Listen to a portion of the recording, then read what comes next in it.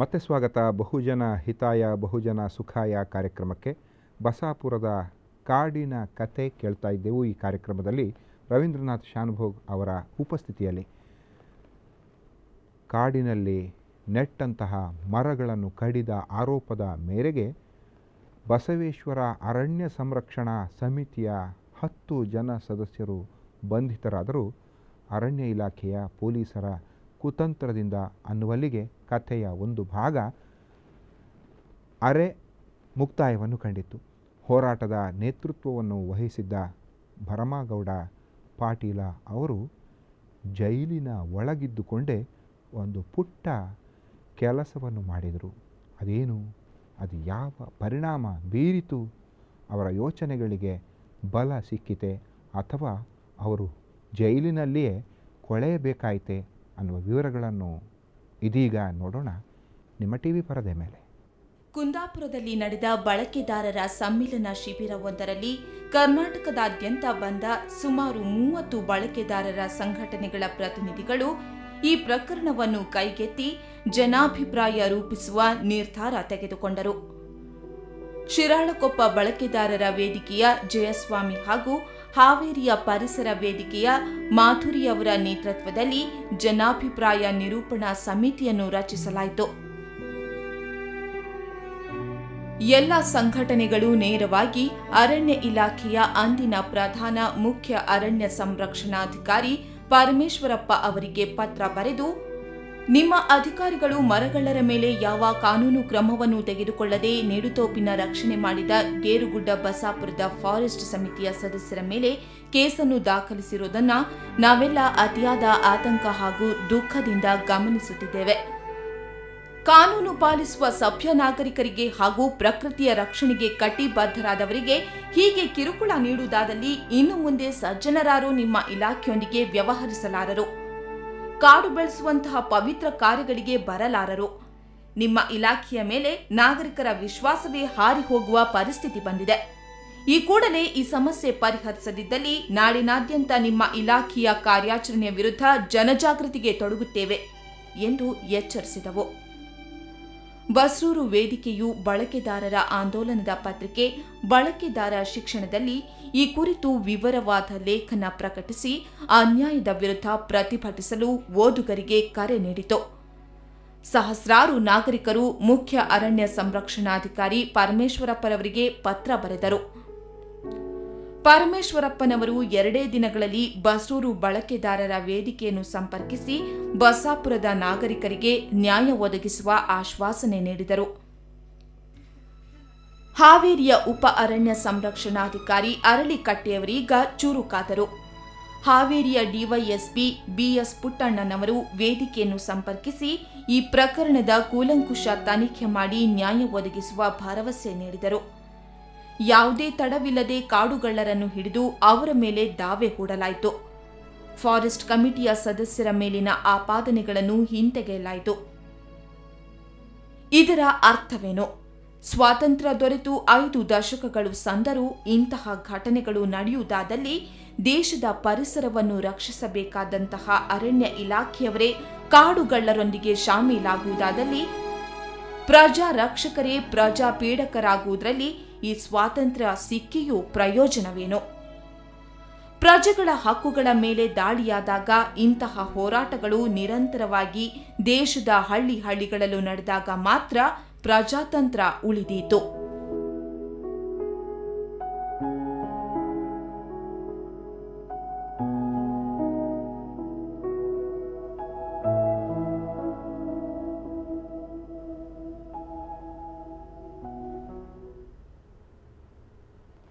ಏನಿದೆ ಬಸಾಪುರದ ಕಾಡಿನ ಕಥೆಯಲ್ಲಿ ಅನ್ನುವ ಒಂದು ಪುಟ್ಟ ಸಂಶಯ ನಿಮ್ಮನ್ನು ಕಾಡಿದಂತೆ ನನ್ನನ್ನು ಕಾಡಿದೆ. ಈ ಕಥೆಯಲ್ಲಿ ಕಥೆ ಏನೋ ಸುಖಾಂತ್ಯ ಆಯಿತು. ಭರಮಗೌಡ ಪಾಟೀಲ ಸಹಿತ ಬಂಧನದಲ್ಲಿದ್ದ ಎಲ್ಲರೂ ಬಿಡುಗಡೆಗೊಂಡರು.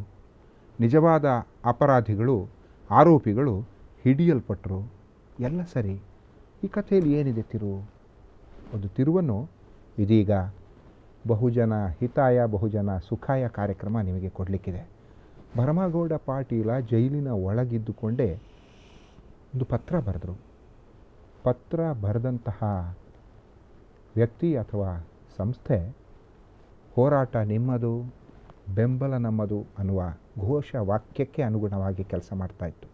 ಆ ಸಂಸ್ಥೆಯ ಪ್ರತಿನಿಧಿ, ಪತ್ರ ಬರೆದಂಥ ವ್ಯಕ್ತಿ ಇವತ್ತಿನ ನಮ್ಮ ಅತಿಥಿ ಡಾಕ್ಟರ್ ರವೀಂದ್ರನಾಥ್ ಶಾನುಭೋಗ್ ಅವರು. ಅಂದರೆ ಭರ್ಮಾಗೌಡ ಪಾಟೀಲ್ರಿಗೆ ಜೈಲಿನ ಒಳಗೆ ಏನು ಮಾಡೋದಂತ ಗೊತ್ತಾಗಲಿಲ್ಲ. ಅವರು ನಿರಂತರ ಚಿಂತನೆಯಲ್ಲಿ ತೊಡಗಿದ್ರು ಅಂತ ಹೇಳ್ತಿದ್ರು. ತಾನು ಏನು ತಪ್ಪು ಮಾಡಿದ್ದೇನೆ, ಕಳ್ಳರನ್ನು ಹಿಡಿದುಕೊಂಡು ಪೊಲೀಸರಿಗೆ ಕೊಟ್ಟಾಗ ಆ ಕಳ್ಳರಿಂದಲೇ ಒಂದು ಕಂಪ್ಲೇಂಟನ್ನು ಕೊಡಿಸಿ ತಮ್ಮನ್ನೆಲ್ಲ ಒಳಗೆ ಹಾಕಿದ್ದಾರೆ. ಊರಿನ ನಾಗರಿಕರ ಮುಖ್ಯಸ್ಥನಾಗಿದ್ದುಕೊಂಡೇ ನನಗೆ ಈ ಪರಿಸ್ಥಿತಿ ಬಂದಿದೆ, ಇದು ಎಂಥ ದೇಶ ಅಂಥೇಳಿ ನೋಡಿ. ಸಾಧಾರಣ 70 ವರ್ಷದ ಒಬ್ಬ ಹಿರಿಯರಿಗೆ ಎಷ್ಟು ನೋವಾಗಿರ್ಬೋದು, ಎಷ್ಟು ತಿಂಗಳುಗಳ ಕಾಲ ಅವರು ಒಳಗಿರ್ಬೋದು. ಕೊನೆಗೆ ಆಲೋಚನೆ ಮಾಡ್ತಾ ಇರುವಾಗ ಅಲ್ಲಿ ಒಬ್ಬ ಕೈದಿ ಕಳ್ಳತನದ ಆಪಾದನೆ ಮೇಲೆ ಅವನು ಹಾವೇರಿ ಜೈಲಿನೊಳಗಿದ್ದಂತೆ. ಅವರು ನಮ್ಮ ಭರ್ಮಾಗೌಡ ಪಾಟೀಲರು ಯಾವುದೇ ವಿಚಾರದಲ್ಲಿ ಮಾತಾಡುವಾಗ ತುಂಬ ದುಃಖಿತರಾಗಿದ್ದರು. ಆ ಕಳ್ಳ ಹತ್ರ ಕೇಳಿದಂತೆ, ನೀವು ಯಾಕೆ ಒಳಗೆ ಬಂದಿದ್ದು, ಹೇಗೆ ಒಳಗೆ ಬಂದಿದ್ದು, ನೀವು ಊರಿನ ಹಿರಿಯರಾಗಿ ಯಾಕೆ ಬಂದಿದ್ದು ಅಂತ ಎಲ್ಲ ವಿವರಣೆ ಮಾಡಿದಾಗ ಆ ಕೈದಿ ಹೇಳಿದಂತೆ, ನೋಡಿ, ಒಂದು ಆರ್ಗನೈಸೇಷನ್ ಇದೆ, ಒಂದು ಸಂಸ್ಥೆ ಇದೆ, ಆ ಸಂಸ್ಥೆಗೆ ಏನಾದರೂ ನೀವು ಪತ್ರ ಬರೆದ್ರೆ ಅವರು ಈ ವಿಚಾರದಲ್ಲಿ ಮೇಲೆ ಇರುವ ಯಾವುದೇ ಅಧಿಕಾರಿಗಳನ್ನ ಅವರು ಸಂಪರ್ಕ ಮಾಡಿ ನಿಮ್ಮ ಸಮಸ್ಯೆಗೆ ಏನಾದರೂ ಒಂದು ಉಪಾಯ ಹೇಳ್ತಾರೆ ಅಂತ ಹೇಳಿ ಅವನು ಅಲ್ಲಿಂದ ಒಂದು ಪೋಸ್ಟ್ ಕಾರ್ಡ್ ಬರೆದ. ಆ ಭರ್ಮಾಗೌಡರು ಅವರನ್ನ ಆ ಕೈದಿಯಿಂದ ವಿಳಾಸವನ್ನು ತೆಗೆದುಕೊಂಡು ನಮಗೆ ಒಂದು ಪೋಸ್ಟ್ ಕಾರ್ಡ್ ಬರೆದ್ರು. ನಾನು ಹಾವೇರಿ ಜೈಲಿನಲ್ಲಿದ್ದೀನಿ, ನನಗೆ ಇಂತಿಂಥ ಸಮಸ್ಯೆ ಇದೆ, ಅಲ್ಲಿಯ ಪರಿಸರ ಸಂಸ್ಥೆಯ ಅಧ್ಯಕ್ಷೆ ಮಾಧುರಿ ದೇವದರ್ರಿಗೆ ಇವರಿಗೆ ಇದು ಗೊತ್ತಿದೆ, ಎಲ್ಲ ಈ ಸಂಸ್ಥೆಗಳು ಅವರಿಗೆಲ್ಲ ಈ ವಿಚಾರ ಗೊತ್ತಿದೆ ಅಂತೇಳಿ ಎಲ್ಲ ಮಾಡುವಾಗ ನಮಗೆ ಮೊದಲ ಬಾರಿ ಇದು ಏನೋ ಅಂತ ಗೊತ್ತಾಗಲಿದ್ದರೂ ಒಂದು ಪರಿಸರ ಸಂರಕ್ಷಣಾ ಸಂಸ್ಥೆಗೆ ಸಂಪರ್ಕ ಮಾಡಿ ನೋಡೋಣ ಅಂಥೇಳಿ ಶ್ರೀಮತಿ ಮಾಧುರಿ ದೇವದರ್ರನ್ನು ಉಳಿದವರನ್ನು ಸಂಪರ್ಕ ಮಾಡಿದಾಗ ಇದೆಲ್ಲ ಸತ್ಯ ಅಂತ ಗೊತ್ತಾಯಿತು. ನೇರವಾಗಿ ಎಲ್ಲರನ್ನು ನಾವು ಕುಂದಾಪುರಕ್ಕೆ ಆಹ್ವಾನ ಮಾಡಿದೆವು.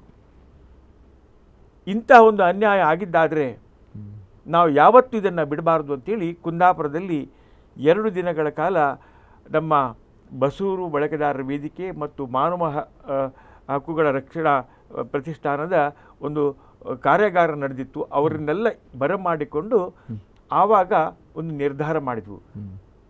ಆವಾಗ ನೋಡಿ, ಈ ಟಿ ವಿ ಇರಲಿಲ್ಲ, ರೇಡಿಯೋ ಇರಲಿಲ್ಲ, ನಮಗೆ ಏನೋ ಬಳಕೆದಾರರ ಶಿಕ್ಷಣದ ಪತ್ರಿಕೆ ಮತ್ತು ಉದಯವಾಣಿಯ ಒಂದು ಬಹುಜನ ಹಿತಾಯ ಬಹುಜನ ಸುಖಾಯ ಕಾಲಮ್ ಎರಡೇ ಇತ್ತು. ಆದರೂ ಪ್ರಯತ್ನ ಮಾಡಿ ನೋಡೋಣ ಅಂಥೇಳಿ ನಾವು ಮೊದಲ ಹೆಜ್ಜೆಯಾಗಿ ಅರಣ್ಯ ಇಲಾಖೆಯ ಮುಖ್ಯಸ್ಥರಾದ Shri Parameshwarappa, principal chief conservator of forest, ಆವಾಗ ಅವರನ್ನು ಸಂಪರ್ಕ ಮಾಡಿ ಒಂದು ಎಚ್ಚರಿಕೆ ಕೊಡೋಣ. ಅವರು ಮಾಡದೇ ಇದ್ದರೆ ಇಡೀ ನಾಡಿನಾದ್ಯಂತ ಎಷ್ಟೆಷ್ಟು ಫಾರೆಸ್ಟ್ ಕಮಿಟಿ ಇದೆ ಅವರನ್ನೆಲ್ಲ ಒಟ್ಟುಗೂಡಿಸಿ ಇವರ ಮೇಲೆ ಒತ್ತಡ ತರಬೇಕು ಅಂತೇಳಿ ಆ ಒಂದು ಯೋಜನೆಯನ್ನು ಹಾಕಿ ಮೊದಲ ಹಂತವಾಗಿ ನಾವು ಪರಮೇಶ್ವರಪ್ಪರನ್ನು ಸಂಪರ್ಕ ಮಾಡಿದೆವು.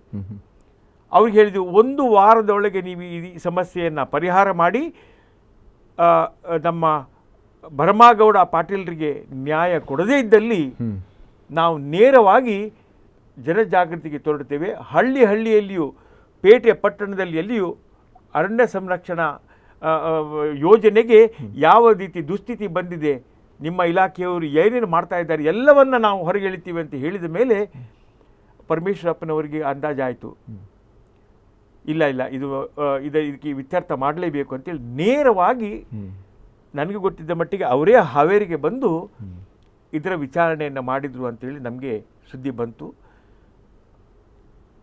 2 ದಿನಗಳೊಳಗೆ ಹಾವೇರಿಯ DFO ಅಂತ ಹೇಳ್ತಾರೆ, ಡೆಪ್ಯೂಟಿ ಕನ್ಸರ್ವೇಟರ್ ಆಫ್ ಫಾರೆಸ್ಟ್, ಅವರು ಮತ್ತು ಪೊಲೀಸ್ ಇಲಾಖೆಯ ಮುಖ್ಯಸ್ಥರು ನೇರವಾಗಿ ಜೈಲಿಗೆ ಹೋಗಿ ನಮ್ಮ ಭರಮಗೌಡ್ರ ಪಾಟೀಲ್ರನ್ನು ಕಂಡು ಅವರಿಗೆ ನ್ಯಾಯ ನೀಡುವ ಭರವಸೆಯನ್ನು ನೋಡಿ, ಯಾಕಂದರೆ ಅವರ ಮೇಲೆ ಕ್ರಿಮಿನಲ್ ಚಾರ್ಜ್ ಆಗಿತ್ತು. ಕ್ರಿಮಿನಲ್ ಚಾರ್ಜನ್ನು ತೆಗೆಯೋದು ಅಷ್ಟು ಸುಲಭ ಅಲ್ಲ. ಅದನ್ನು ಇಟ್ಸ್ ಎ ಸ್ಟೇಟ್ ಅಫೆನ್ಸ್, ಅದನ್ನು ಹಿಂದಿರುಗಿದ್ದು ಅಷ್ಟು ಸುಲಭ ಅಲ್ಲ. ಆದರೂ ಅವರಿಗೆ ಎಷ್ಟು ಮುಜುಗರ ಆಯಿತು ಅಂತ ಹೇಳಿದರೆ, ಇದನ್ನು ಅವರಿಗೆ ಅವರು ನೋಡಿ, ಈ ಭರಮಗೌಡ ಪಾಟೀಲರು ಇನ್ನೊಂದು ವಿಷಯ ಹೇಳಲಿಕ್ಕೆ ಬಯಸ್ತೇನೆ. ಅವರು ಬೇಲ್ ಮಾಡಿಕೊಂಡು ಹೊರಗೆ ಬರ್ಬೋದಿತ್ತು, ಅವರು ಬಂದಿಲ್ಲ. ನನ್ನನ್ನು ಮರ್ಯಾದೆ ಸಹಿತ ನನ್ನನ್ನು ಹೊರಗೆ ತೆಗೆಯುವುದಾದರೆ, ಇಲ್ಲದಿದ್ದರೆ ನಾನು ಜೈಲಿನ ಒಳಗಡೆ ಇರ್ತೀನಿ ಅಂತೇಳಿ ಭರಮಗೌಡ ಪಾಟೀಲರು ಒಂದು ಉದ್ಘೋಷಣೆ ಹೊರಡಿಸಿದರು. ಇದು ಸಾಮಾನ್ಯ ಜನರಿಗೆ ಆಗುವಂಥ ವಿಷಯ ಅಲ್ಲ. ಎಷ್ಟು ತತ್ವಕ್ಕಾಗಿ ಹೋರಾಟ ಮಾಡುವವರಿಗೆ ಮಾತ್ರ ಇದು ಸಾಧ್ಯ ಅಂತೇಳಿ ನನ್ನ ಭಾವನೆ. ಬಹುಜನ ಹಿತಾಯ ಬಹುಜನ ಸುಖಾಯ ಹೀಗೆ ನಿಮ್ಮನ್ನು ತಲುಪಲಿದೆ. ಡಾಕ್ಟರ್ ರವೀಂದ್ರನಾಥ್ ಶಾನುಭೋಗ್ ಅವರ ಅಂಕಣ ಬರಹಗಳು ಜೀವಂತ ಕಥೆಗಳು ಅನ್ನುವ ಕಾರಣಕ್ಕಾಗಿಯೇ ಈ ಸರಣಿ ನಿಮ್ಮನ್ನು ತೆರೆದುಕೊಳ್ತಾ ಇದೆ. ಡಾಕ್ಟರ್ ರವೀಂದ್ರನಾಥ್ ಶಾನುಭೋಗ್ ಅವರು ಈ ಕಾರ್ಯಕ್ರಮದಲ್ಲಿ ಭಾಗವಹಿಸ್ತಾ ತಮ್ಮ ಅನುಭವಗಳ ಬುತ್ತಿಯನ್ನು ಬಿಚ್ಚಿಡ್ತಾರೆ. ನಾವು ಅದರಿಂದ ಪಡೆದ ಪ್ರೇರಣೆಯ ಮೂಲಕ ನಮ್ಮೂರಿನಲ್ಲಿ, ನಮ್ಮ ಮನೆಯಲ್ಲಿ, ನಮ್ಮ ಕುಟುಂಬದಲ್ಲಿ, ನಮ್ಮ ನೆರೆ ಕುಟುಂಬದಲ್ಲಿ ಇರಬಹುದಾದಂತಹ ಸಮಸ್ಯೆಗಳಿಗೆ ಒಂದು ಉತ್ತರವನ್ನು ಕಂಡು ಹುಡುಕುವಂತಹ ಪ್ರಯತ್ನ. ವಿಳಂಬಿತವಾದ ನ್ಯಾಯ, ನಿರಾಕರಿಸಲ್ಪಟ್ಟಂತಹ ನ್ಯಾಯದಾನದ ಇಂದಿನ ವ್ಯವಸ್ಥೆಯಲ್ಲಿ ಪರ್ಯಾಯ ನ್ಯಾಯದಾನದ ವ್ಯವಸ್ಥೆಯಾಗಿ ಯಾಕೆ ಈ ಬಳಕೆದಾರರ ಹೋರಾಟ ಹುಟ್ಟಿಕೊಳ್ಳಬಾರದು ಅಥವಾ ಕಾರ್ಯನಿರ್ವಹಿಸಬಾರದು ಎನ್ನುವ ಪ್ರಶ್ನೆಯನ್ನು ನಮ್ಮೊಳಗೆ ಹಾಕಿಕೊಳ್ಳುವಂತಹ ಕ್ರಿಯಾಶೀಲ ಕ್ಷಣ ಇದು ಅನ್ನುವ ಅಭಿಪ್ರಾಯವನ್ನು ವ್ಯಕ್ತಪಡಿಸುತ್ತಾ, ಇದು ಇಂದಿನ ಬಸಾಪುರದ ಕಾಡಿನ ಕಥೆ ಕೇಳಿ ಸಂಚಿಕೆ. ಮುಂದೆ ಡಾಕ್ಟರ್ ರವೀಂದ್ರನಾಥ್ ಶಾನುಭಾಗ್ ಅವರ ಜೊತೆ ಸೇರಿಕೊಂಡು ಮತ್ತಷ್ಟು ಸಂಚಿಕೆಗಳು ನಿಮ್ಮನ್ನು ತಲುಪಲಿವೆ. ಇವುಗಳ ಆಶಯ ಇಷ್ಟೇ: ಹೋರಾಟ ನಿಮ್ಮದು, ಬೆಂಬಲ ನಮ್ಮದು. ಇದೇ ಬಹುಜನ ಹಿತಾಯ ಬಹುಜನ ಸುಖಾಯ. ಮತ್ತೆ ಇನ್ನೊಂದು ಸಂಚಿಕೆಯಲ್ಲಿ ಭೇಟಿ ಮಾಡೋಣ. ಅಲ್ಲಿವರೆಗೂ ನಿರಂತರವಾಗಿ ಮನರಂಜನೆ ಮತ್ತು ಸುದ್ದಿಗಳಿಗಾಗಿ ನೋಡ್ತಾ ಇರಿ ಸ್ಪಂದನ ವಾಹಿನಿ. ನಮಸ್ಕಾರ.